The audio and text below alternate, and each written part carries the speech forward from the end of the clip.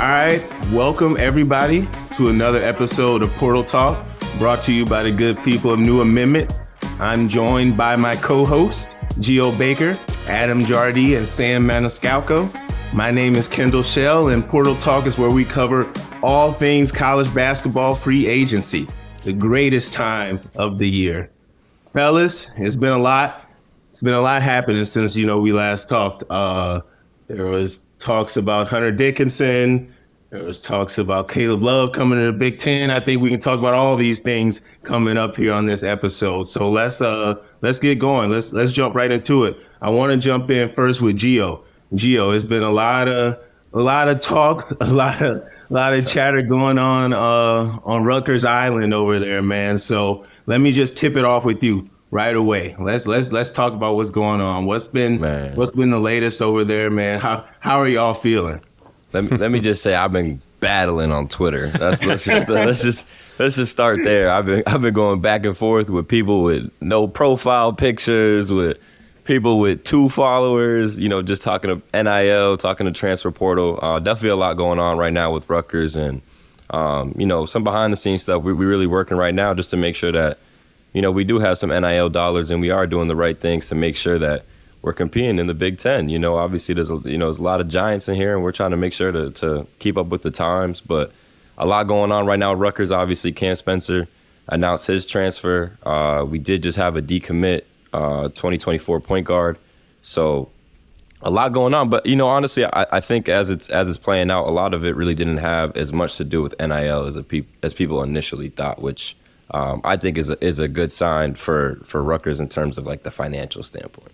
Yeah, I know you have been battling on Twitter. I got a question just about that, like how you feel about it, because when you say that, it's like you feel like you going through it, like you waking up, like it's probably about 20, 30 new people in your mentions. Like, how does that feel as an alum? Because it's an interesting perspective now, because I feel like last year, like y'all know how the Gophers did, like I was battling on Twitter, like, yo, we can't all be bringing them down. Like, they look at this stuff. So, like, How are you feeling just about, battling the fans on Twitter? And, like, is it good? Do you feel like there's something that you can find in the, I guess, I don't know. Nothing. I don't know if there's anything good from it. So yeah, I love it. That's why I do it. Yeah. I love going back and forth on Twitter. I think it's fun and it's entertaining, and at the same time, like I think that I have like a unique perspective. So I try to like come classy and like try to educate as best I can too. And I think in terms of like NIL, people, or especially Rutgers fans, really look to me as either like the good part or the bad part. So, because I fought for it so much before it was passed. So, like, when we lose a recruit, people are like, they go straight to me like, oh, thanks, Gio. Like, this one's because of you, because of NIL now. And it's like, no, I wasn't the one who passed the rules on NIL. So I try to keep it as classy as I can. But I love going to battle and going back and forth with the fans on everything. But my take on NIL as a whole, I think, is just different than a lot of people's. Like, I think right now it's all about pay for play, which is like the sexy thing right now. But the thing I was putting on Twitter was, is it still going to be sexy in like 5 years when, you go into it, like, especially for someone like Rutgers, like we can't go to a donor 5 years in a row and be like, look, we get it. You're paying for Yankees games. You're paying for Nets games. You're paying for Knicks games. The Giants. You're donating to the school, and on top of that, for the next 5 years, we need NIL money. We need $1 million on top of all that. So I don't think that's the way NIL is going to play out in the long run. I think the long run will be athlete influencers, and I think it'll be brand deals, and I think we'll see a lot more athlete entrepreneurs and how they approach like the social media game. So I'm trying to play the long game with it. I hear you. Sam, how's things been going, or how's the field been around the Illinois program, man? I know there's been a lot of movement too there. Pretty status quo since we last talked. I think they have, we talked about RJ Melendez. He finally committed to Georgia. He was a big one that was, I think, kind of a guy that they said they wanted back, but it sounded like it was time for him to go and find a new home. Almost addition by subtraction. I think the big thing, they got 3 portal guys, but I think the big thing, everybody's waiting on, the draft stuff with Coleman Hawkins, because I think he's he's at that point in his career where he's got enough experience and has been through the ups and downs, and he's extremely, extremely talented. And a lot of Illini fans would say that, he hasn't reached his full potential, because I think his potential is sky high because of his size, his skill set, now his experience in college basketball. So I think some things are kind of on hold with them. I think they have a nice roster. It's changed a lot, but they have some proven players in Marcus Damask and Quincy Guerrier, guys that have put up numbers in college basketball in years before and are very experienced. A little bit different than last year. Their roster has changed a ton. But I think the big thing is Coleman Hawkins. If he comes back, I think it changes their team. Personally, I don't think he's coming back. I think he's got a lot of workouts with a lot of teams, and I think he's a guy that could if he has a good workout with the right team, I think he could slide into the end of the first round, to be honest. I think his game just translates so well to the NBA because of the space, right? He's got a good instincts, good feel. He's a guy that's got a beautiful jump shot that's only going to get better from behind the three. And he's a guy that can operate in space. And obviously his athleticism speaks for itself. So I think they're kind of on hold, to be honest, to see what he does. And I think that changes the dynamic of whether or not they have to go get a kind of like a point forward type versatile big in the portal. Or just kind of go with what they have now. So status quo, I'd say, in Illini land. I hear you. Sam, as far as like Underwood handling the portal, how have you seen him continue to adapt to that? He seems like, as far as the Big Ten goes, he's one of the more aggressive guys as far as being able to reboot that roster year in and year out.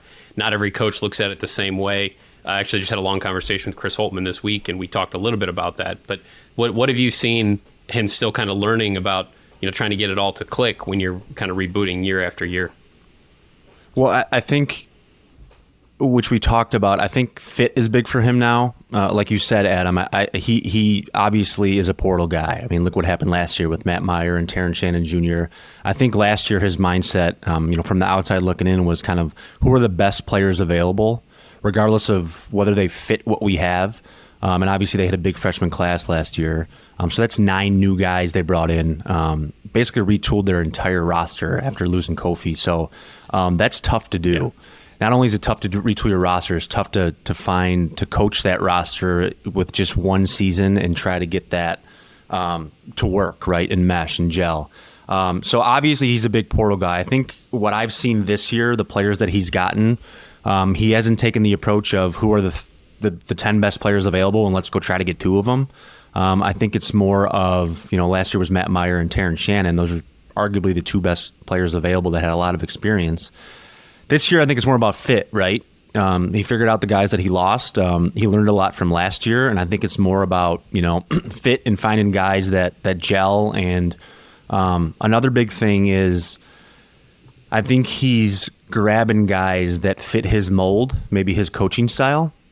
I thought that was a big theme throughout the season last year because he's a hard-nosed coach, right? You see Brad Underwood on the sidelines. I mean, he's in guys' faces. Yeah. He's tough. So he's obviously tough to play for if you don't have the right mindset and the right attitude. So I think they struggled with that a little bit last year. I think that's part of the reason why R.J. Melendez left, to be honest. I'm not sure he was a big Brad Underwood fan. So it's gotta be tougher now too, right? Like the guys are not really built for that no more. Well, especially with the NIL stuff, right? I mean, some of these guys are making as much more money than some of the assistant coaches on the team. Like it's just a whole. It brings a lot into play, right? It's a different dynamic. Yeah. And we talked about that on the last episode of like the authenticity of college basketball and the love of the game and why guys play and coming through high school and whatnot, but. Just from an overall perspective of Underwood, back to your question, Adam, I think he's still obviously, you have to welcome the portal, right? We talked about, the Tom Izzos, the Matt Painters are pretty much the only guys that have really stuck to like building a foundation, building a culture, and trying to ride, guys out, high school kids, and develop them for 3-4 years, then maybe going to find a piece or two that fit.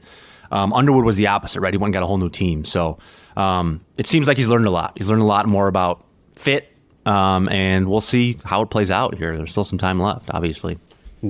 Geo, I want to hear from you, too, about losing Cam Spencer. That seems like, we know kind of the perception of Rutgers, hard-nosed, gritty, rock fight type of basketball games, and he was such an awesome player to watch. Did so many things, and seems like the kind of player that, there's some similarities maybe to how you play as well. Just like a really exciting player.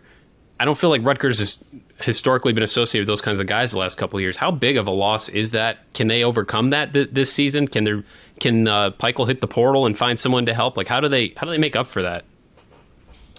I mean, I think it's a huge loss. I do. I was devastated when I heard the news, man. I'm upset. I love really watching was. that dude. I got He's chance a player, to get to know Cam really well in the 1 year he was here.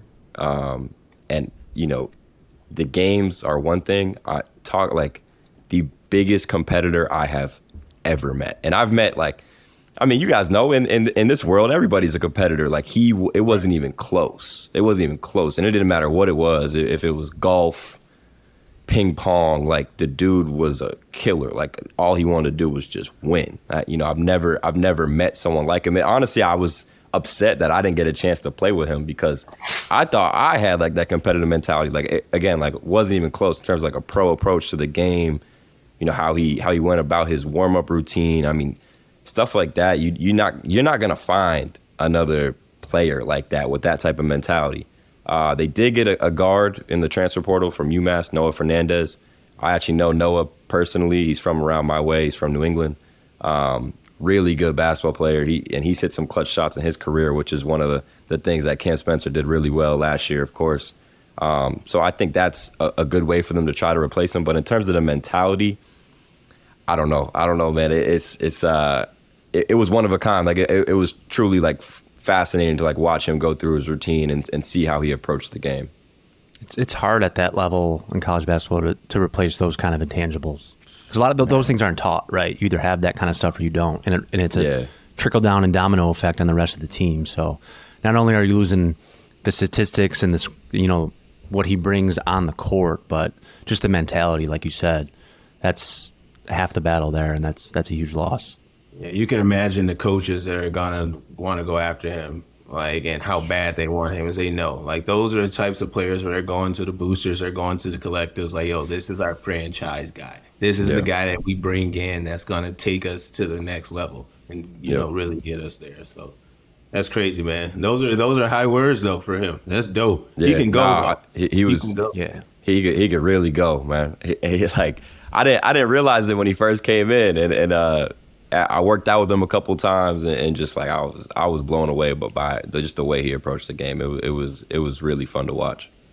That's crazy, man. Well, Adam, man, I know you did talk a little bit earlier about your conversation with Chris Holtmann. Talk a little bit more about that, man. How's he feeling about the portal right now from a coach's perspective? I'm always excited to hear how they're feeling in this new era, which is a tough time, as we've agreed on. Yeah, so I was fortunate. I had a sit down with Chris Holtmann on Monday, working for the Columbus Dispatch, and just had a really heart-to-heart type of conversation, just like what happened last season, trying to dissect how things went so wrong for a stretch of losing 14 of 15 games, and how they ended up in the spot that they did. And I got some pretty revealing, I felt like, thoughts from him. And I mean, he said very off the top, like, there's a lot of scar tissue there, and scar tissue can be useful and it can help you grow, but like, you've got to also process that, and you have to put that to good use. You have to work on that. And so we had a lot of talk about why they've consistently been a poor defense now for the last 3 years, like trending in the wrong direction, and has the offense gotten stagnant? And we kind of broke down both sides of the ball to a pretty deep degree. And he said, I thought, one of the things that's most interesting, and I hadn't planned to ask something like this, but he was talking about like there's nothing that he would rather do. That like, yeah, it was a really difficult year. I mean, there were people in Ohio State or in Columbus that were ready for Ohio State to move on, and it was an ugly season for long stretches. And he said like, there's nothing I would rather do than this. And he said like, still the opportunities to like help kids grow up and mature and be like that type of person, and the fulfillment that he gets from the job it was really interesting stuff. And we did talk a little bit about the portal. I said, is the portal as crazy as we all kind of think it is? And he said, it's that and then some. He said, like, whatever you think it is, like, it's more than that. But he also said, like, I'm kind of to the point where I'm done. Like, I'm not going to complain about it. Like, it is what it is. Like, it's here to help us. Like, there are tweaks that could be made. I mean, we talked about them on the last show. Like, we're basically looking at a sport that has complete free agency for every player every season. Like, that in itself is probably not sustainable.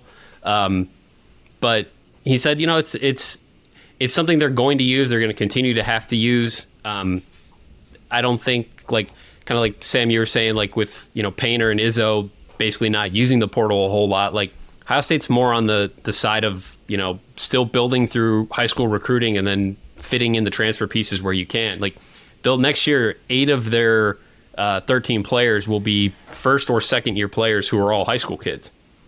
So they had a 5 freshman class this year. They're going to lose Bryce Sensabaugh out of the draft. So 4 of them return, and they bring in 4 freshmen this year.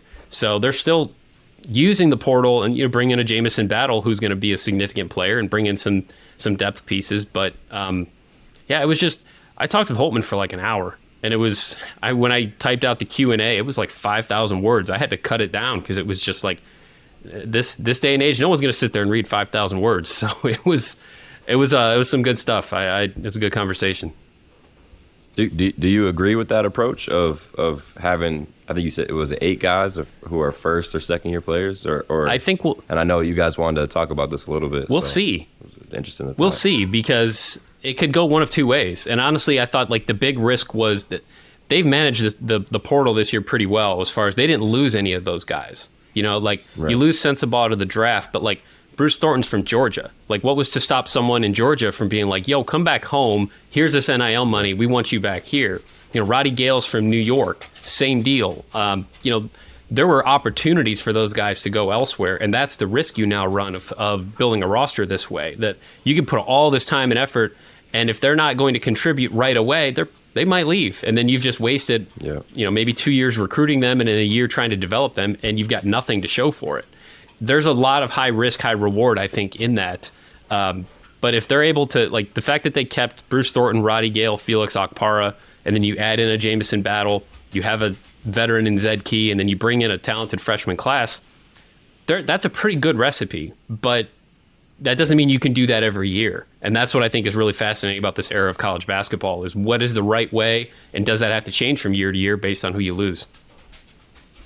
Yeah, it's super interesting to think about, because just like you just said, it's high risk, high reward, but the reward from that is that all those guys did stay, and they have a year under their belt, and they know how Holtmann coaches, and they know the culture, and they know what they're supposed to do in the Big Ten, and I mean, that's what I felt made us be so good at Rutgers when I was playing. Was we had a lot of guys who we lost first, and we had to figure out how to win, and we did it together, and we learned under Coach Peichel, and that chemistry just kept building, and that's what led to us winning down the road. But it is different now, even more than it was back then. So, and even that was so recent. Crazy. Adam, where would you rate the sense of pressure you think on like Holtmann right now in the program? I know, like, for instance, in Minnesota, as you guys can imagine, finishing in last place, the pressure on Ben Johnson is pretty high right now. Especially like on social media, things like that, just from the media, from the fans. I'm interested to hear from somewhere like in Ohio State, who is expected to finish pretty high, but they have struggled, as you talked about. Where would you rate that pressure right now? And did you feel maybe a sense of pressure that he felt in your conversation? Oh, yeah. Yeah, absolutely. I think it's real, and I think it's there. I think that this is going to be a huge season, because I don't know. I mean, the way his contract is structured, and he still has a couple years to where he's not necessarily, I wouldn't put him on the hot seat right now, but like if Ohio State loses 14 or 15 again next year, I think everything is kind of on the table at that point. It's just such an interesting discussion in Columbus.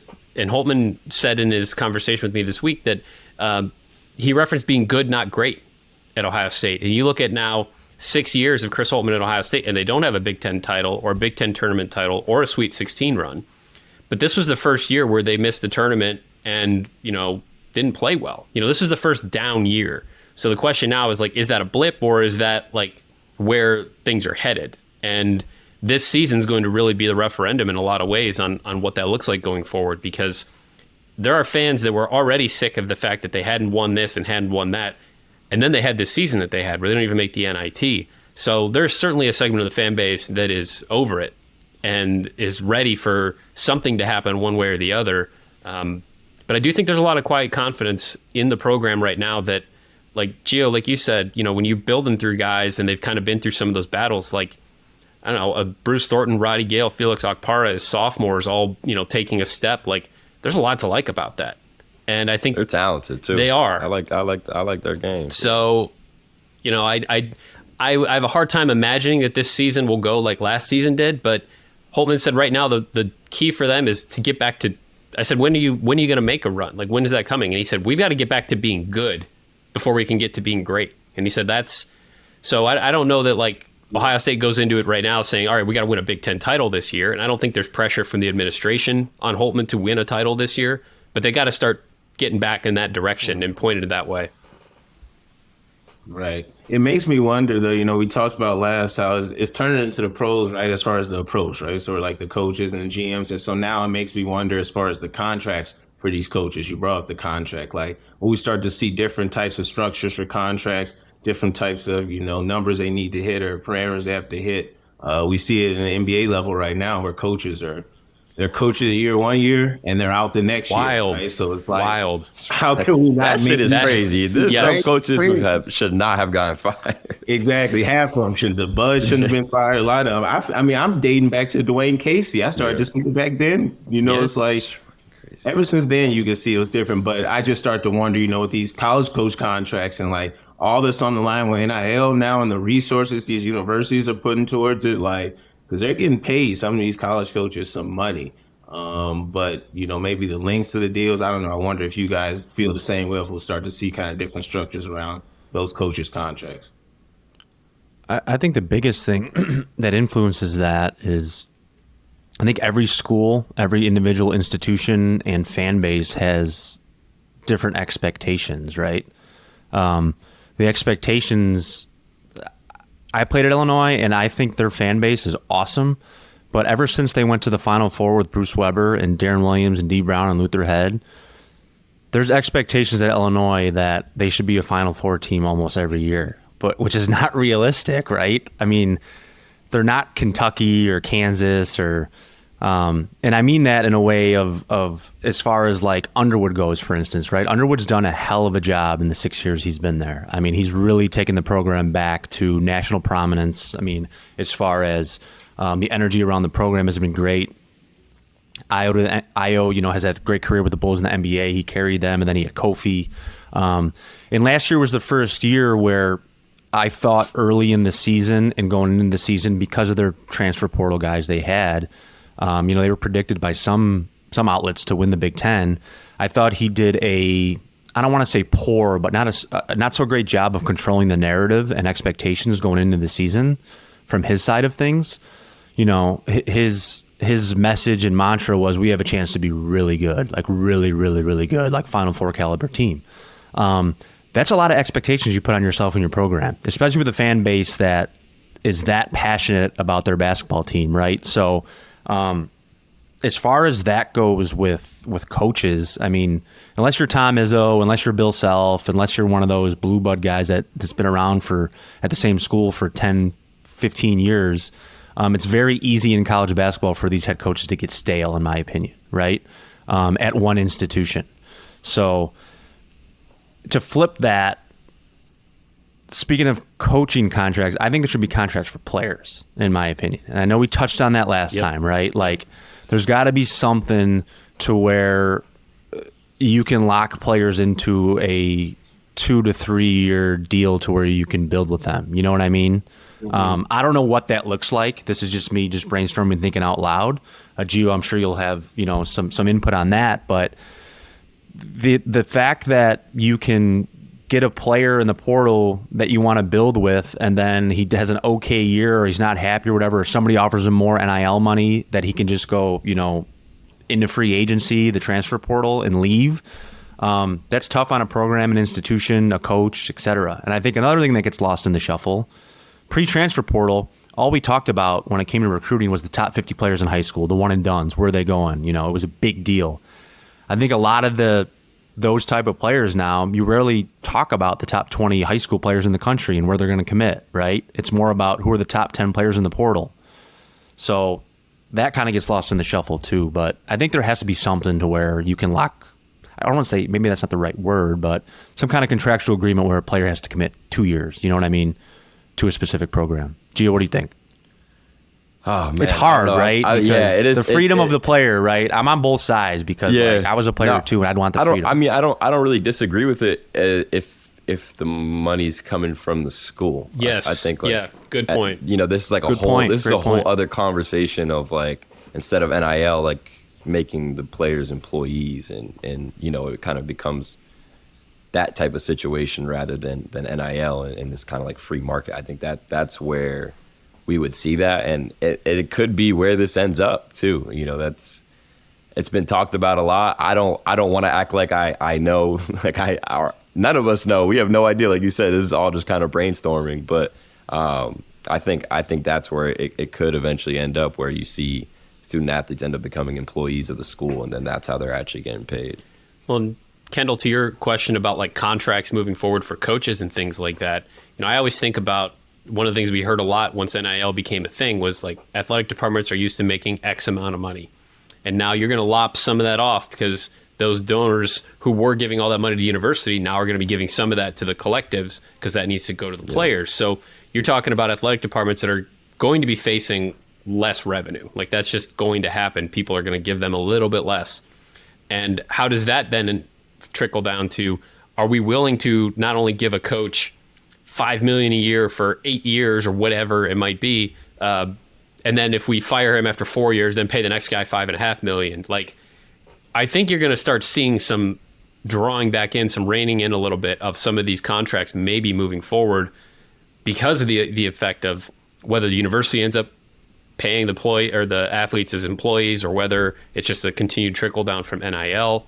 I think that could all be on the table. I guess maybe the negator to that is just TV contract money, and if everyone's making billions off of the new deals, then maybe that negates it. I don't know, but I do think there's an impact there between money that's going to collectives and is going to the players. At some point, that's going to have an impact somewhere else, and that might be on coaching contracts, which is fair. Yeah, I think we talk about the shift going over to the athletes, but I think we'll start to see the shift over to the boosters now too, and those donors, because it's like they're going to have a say in these coaches' contracts and these player contracts and where their money's going. I think at the end of the day, like, I think we already felt pressure probably from boosters to like a lot of athletic departments as far as, coaches. I know I can speak to our market in Minnesota. That happens often, but I know even more now, a lot of that power is going to shift to them. Whoever's that biggest check writer, they don't like how that coach is performing. For instance, Sam, you said if they come in like an Underwood and overpromise and underdeliver with what they're going to do and say something that's kind of higher than what they put out there, that check writer might come in there and maybe start to, cause a little ruckus early now. So I don't know. We might start to see a lot of shift on that side of it. But those contracts, back to your point and your question, Sam, that's going to get tricky. I think trying to keep guys there 2-3 years. But Gio, to your point, I agree. If that money's coming from the university, then that's just how it's going to be, and they're going to have to shift one way or the other. I think the NCAA, they just weren't quite ready. I think it's such a wild west right now. I talked to the head of the Gophers NIL department on campus, their compliance department, and that's pretty much what he talked about. He said it's really wild west right now. There needs to be a lot of tweaks still in what they're doing. There's a lot of stuff that's going on that hasn't been relegated yet, and I think we can imagine that. And I think that's also, a lot of the problem. For instance, on our side of it, there's been a lot of news on the Gopher side on like why the NIL isn't up where it needs to be and why there, hasn't been a lot of money per se out there offering the players. And I think, we just have always been behind the 8 ball. The Gophers went through a Final Four problem, I think, back in '99. So Bobby Jackson, you guys know the name if you're hoop heads. Their team back then, they made it to the Final Four, but there was some NCAA violations that took that away. And ever since then, it's been tough. It's been tough in Gopher land. And I think just because of that, our department is not very proactive out there and putting out, offerings like I'd say other departments and what they're able to do, just because they're kind of worried on what's going on in the past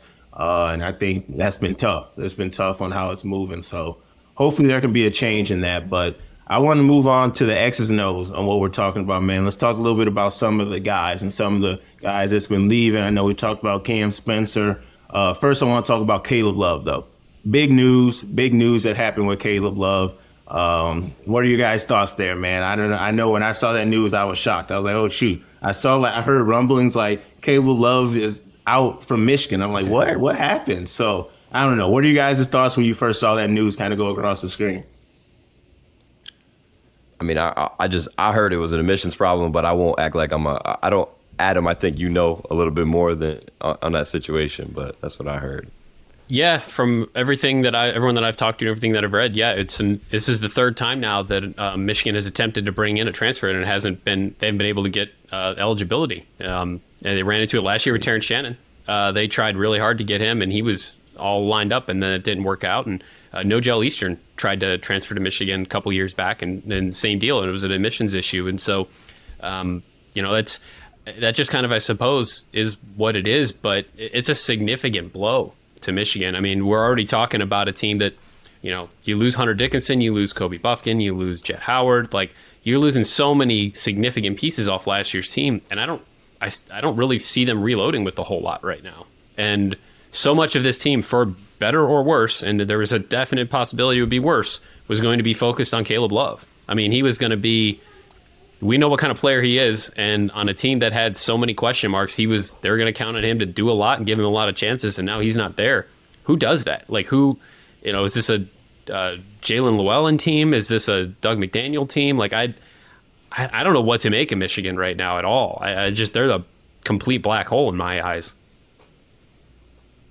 Yeah, it's tough, man. It's tough. That Hunter Dickinson move, I know we talked about that a lot the last conversation we had here.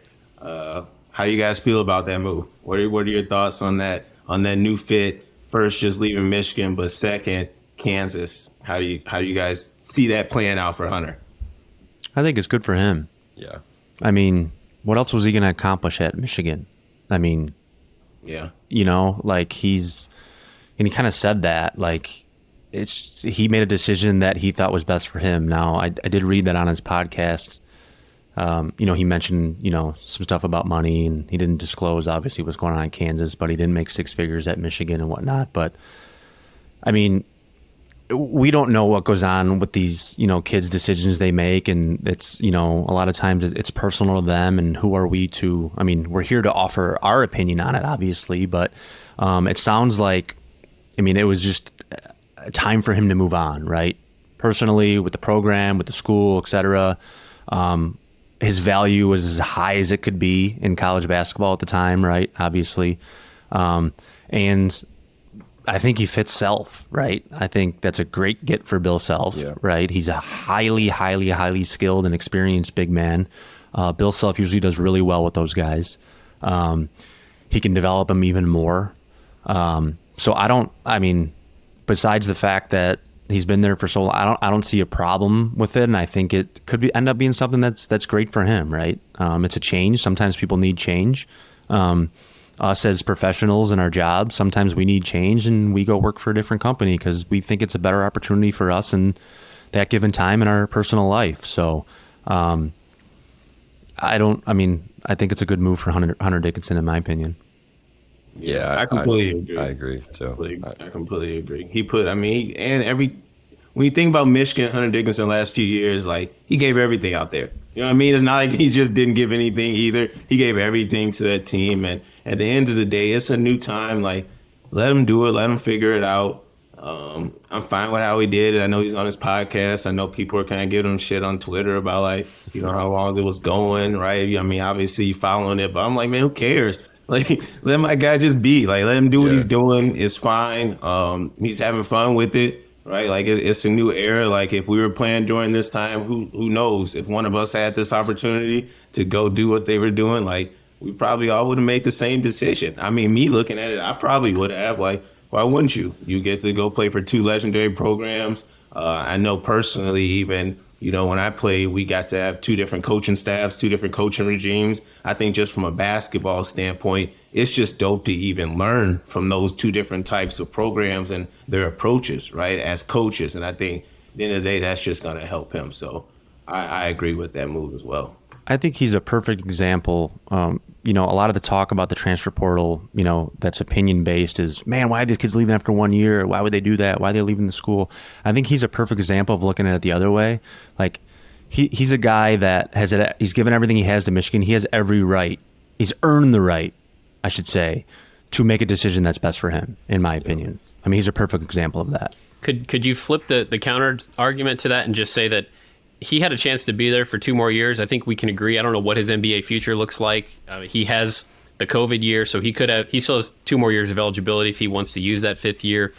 He could depart as Michigan's all-time leading scorer and rebounder with 2 more seasons. And you're talking like legacy cemented, name in the rafters, jersey hung forever. Like I think there's some stuff to that. I don't know how much that maybe matters anymore. I don't know going forward. Like, are we ever going to see a new all-time leading scorer at a school? Like, I don't think that stuff is really going to happen because guys that are that talented don't stick around that long.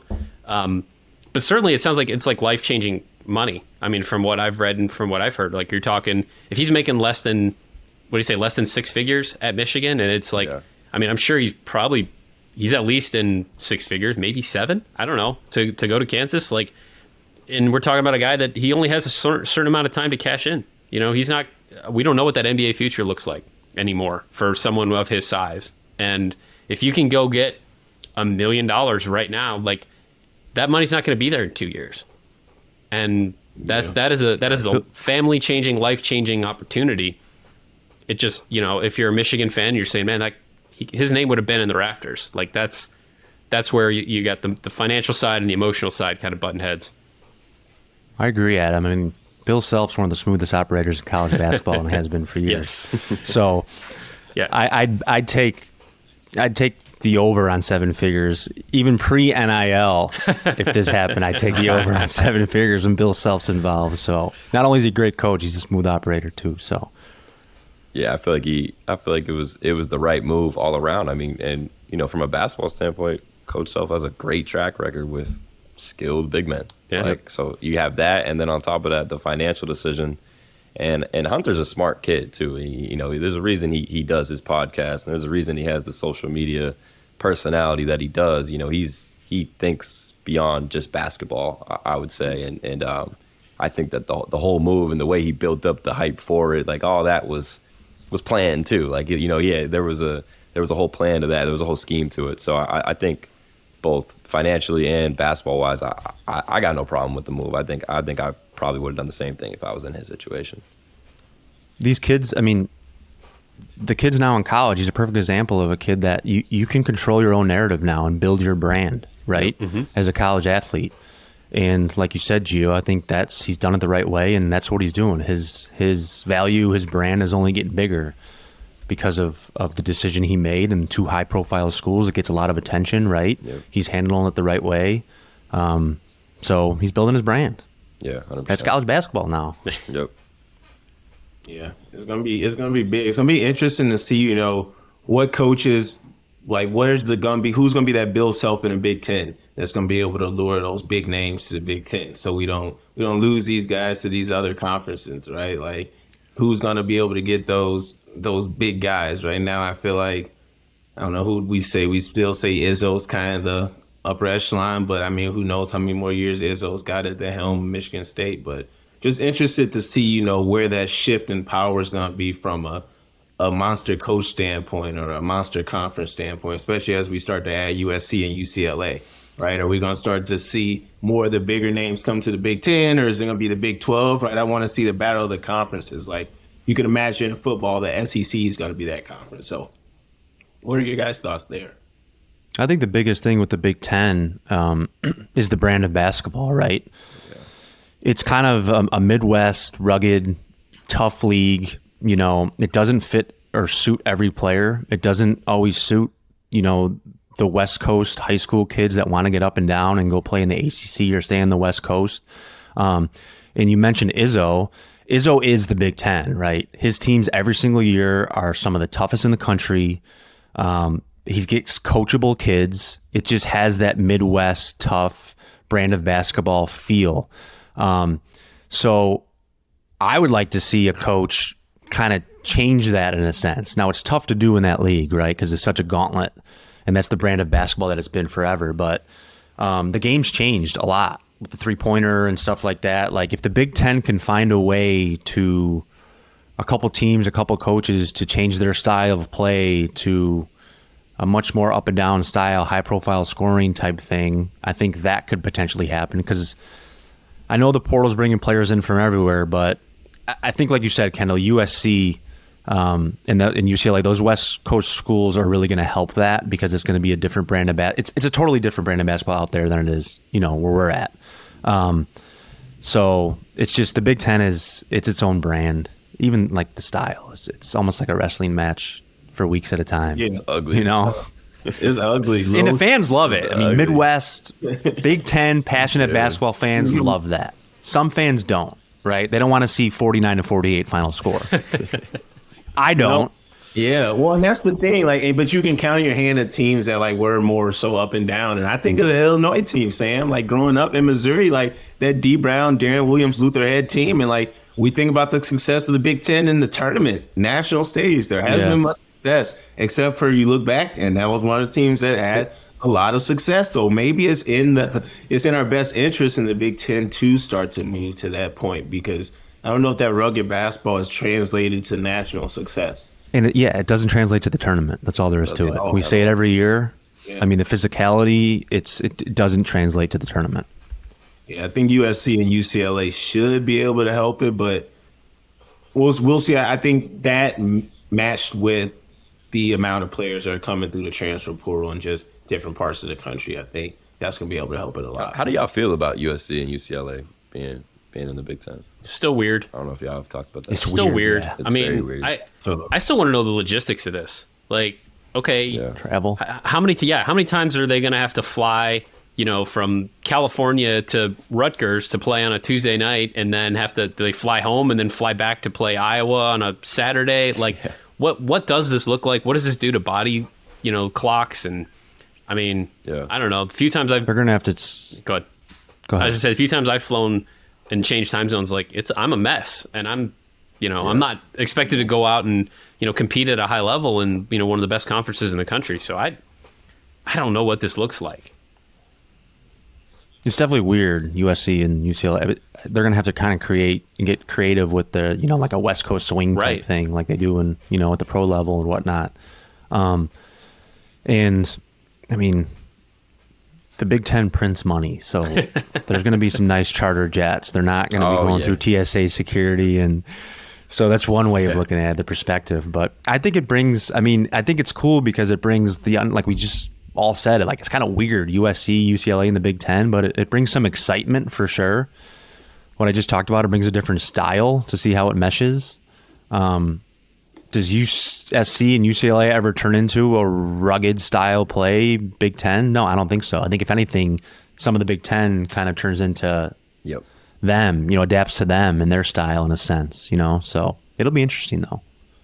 Yeah, it's great marketing. It's going to be able to get behind it. There's a lot of legs for Big Ten to be able to talk about this and create new rivalries and new matchups and bring them in and just make it even more enticing. I'm interested to see, do we just try to see them double down and bring Oregon in next? You know what I mean? Do they try to just go up and down that West Coast and really clean house?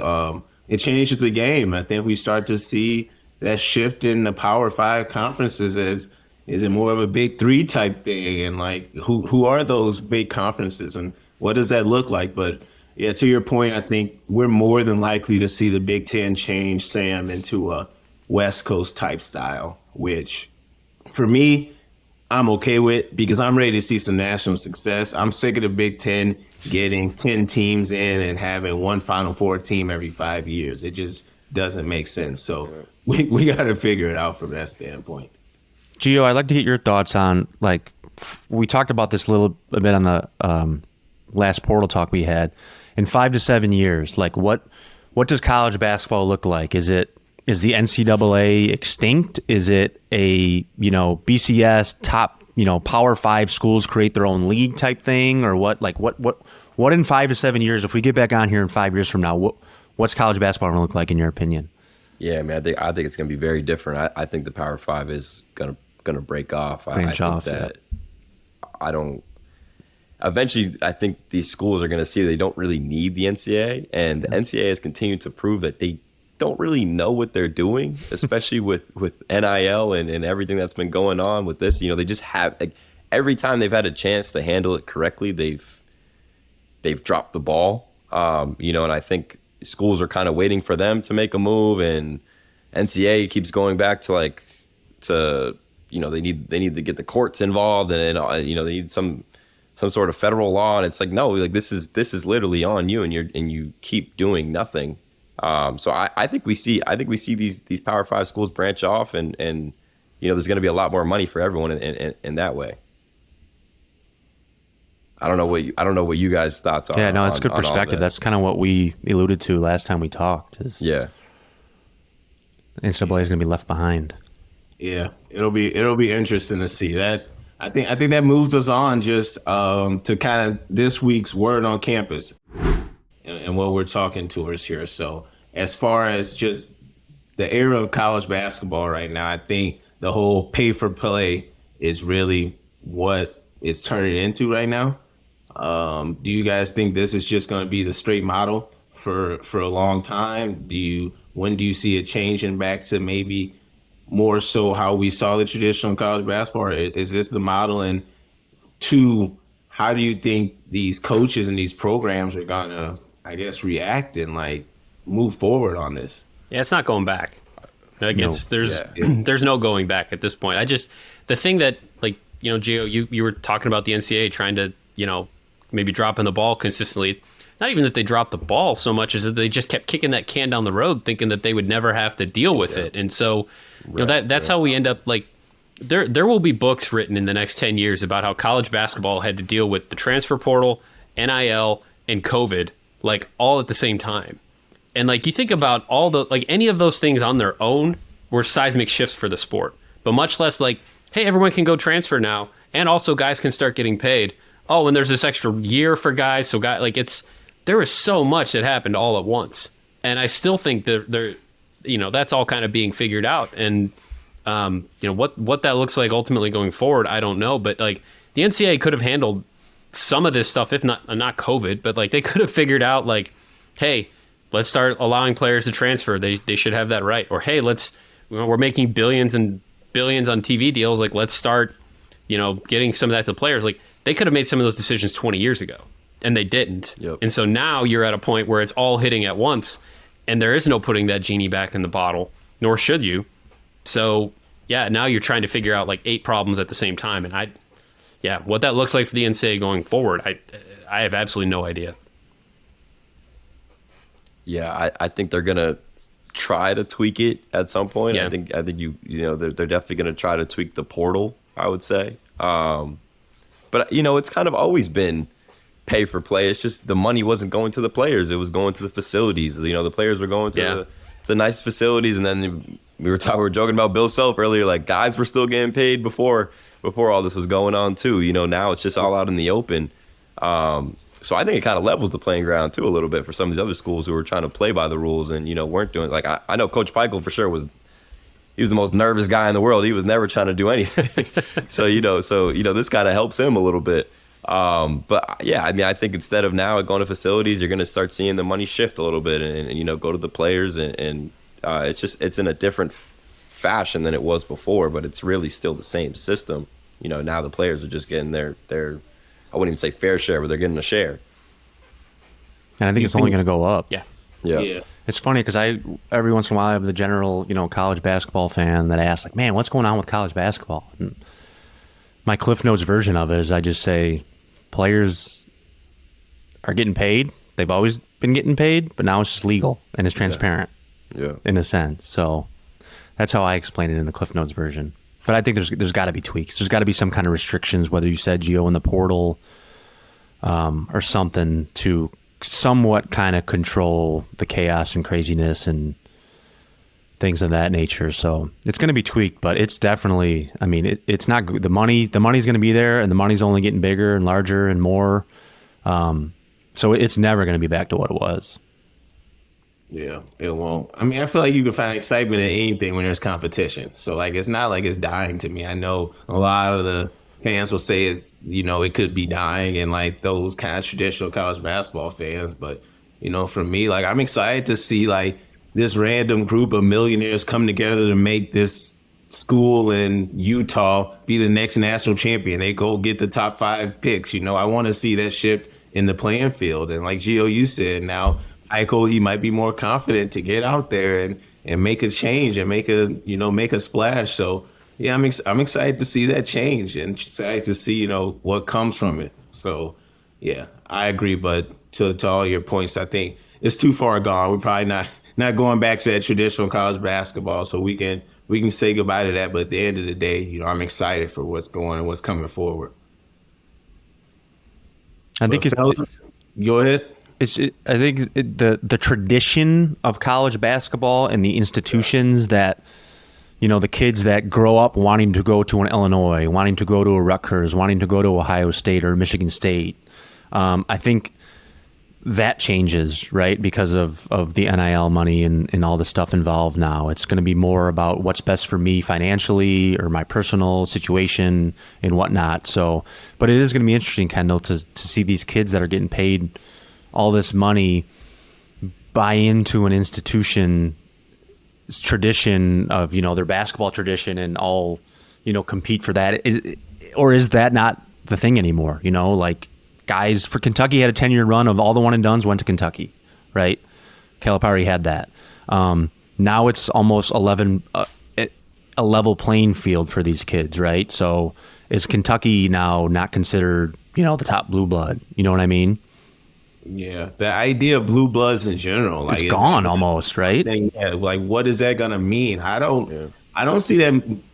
I don't see that having much weight anymore. Right. With this next generation going forward, probably. Like, I don't see that. I see it's about where am I going to build my brand, but then also I see it as it might be a shift in the concept of what blue bloods are. It's not just about the coaches and like the success of the program, but it is about where is that school where you go, you're going to get paid or you're going to have the most eyeballs on you. Like, is that going to start to be, conceptually a USC or a UCLA? Because it's more of a Hollywood entertainment type thing, right? Where do you see the big stars go? Where do you see the LeBron go towards the end of his career? You see him go out to the Lakers. So is that going to be the same concept for kids now? Like, they want to go West Coast because they know that's where all the agencies are at and that's where all the brands are at.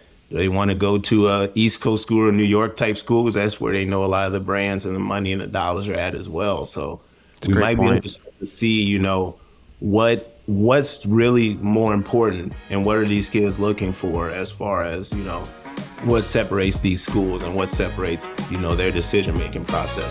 But fellas, I think we've had some excellent conversations today. I think we've covered some excellent topics.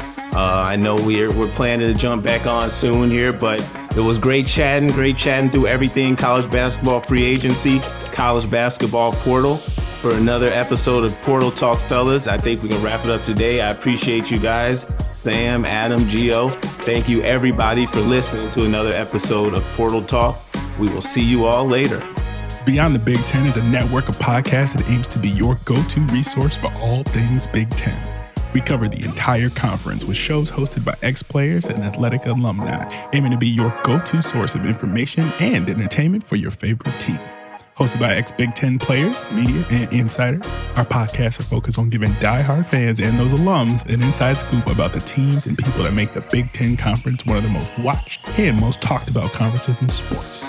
We're excited to talk Big Ten basketball with you wherever you may be. Subscribe now.